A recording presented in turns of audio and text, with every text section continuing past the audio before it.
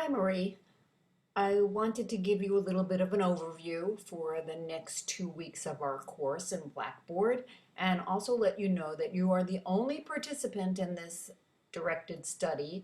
So you'll be posting to the discussion board, and you only have to post your original response, and I'll be responding to you, and you don't have to respond back to that.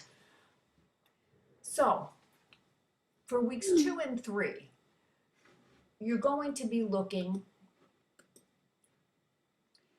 at who are our language minority students.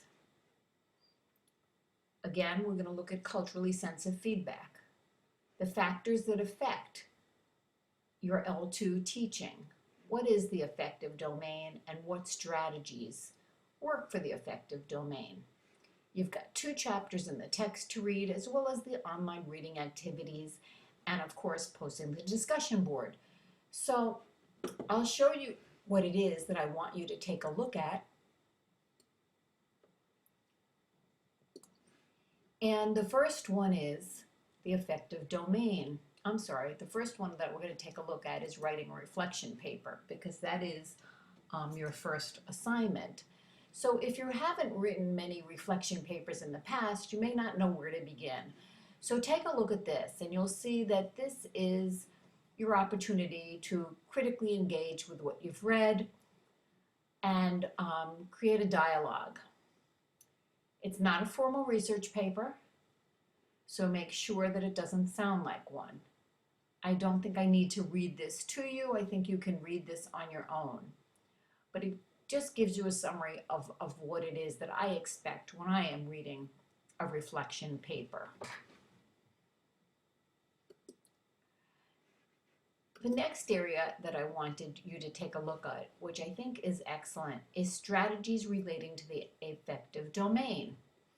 And I love this because this gives us what is the affective domain and why is it critical.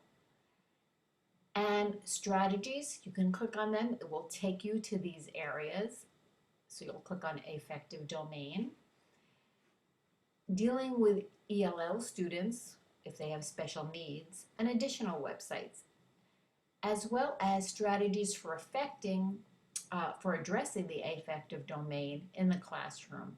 And there are very good, simple, easy strategies here for you to take a look at, as well as suggestions for instructional practice.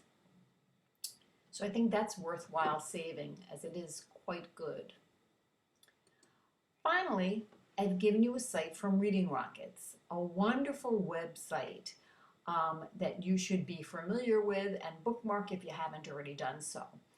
And the reason I really like this particular article is that it talks about the 5 essentials of components of reading instruction.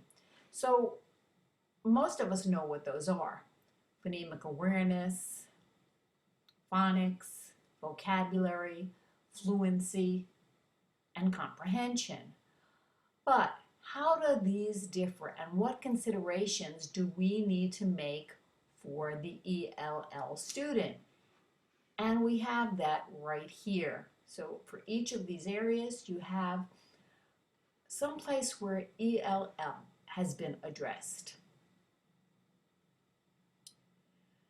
So again, that should help you with that. I've also given you a video on learning domains. It's very, very short, but it does a really good job of clarifying the 3 learning domains. And finally, what you have is a short slide presentation. And what's nice is you can just click through this here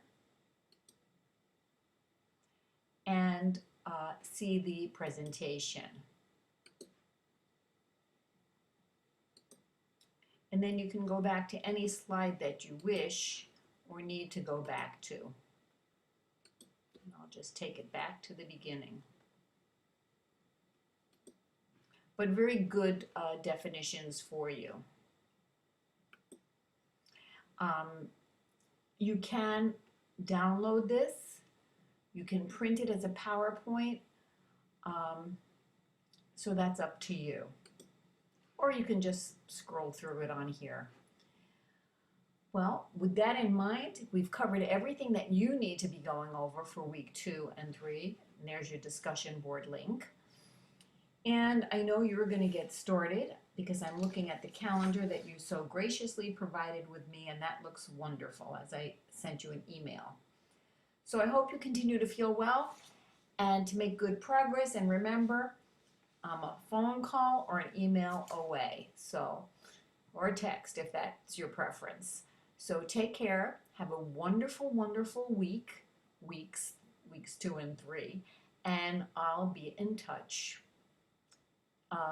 in the interim. So good day, and stay on task. Bye-bye.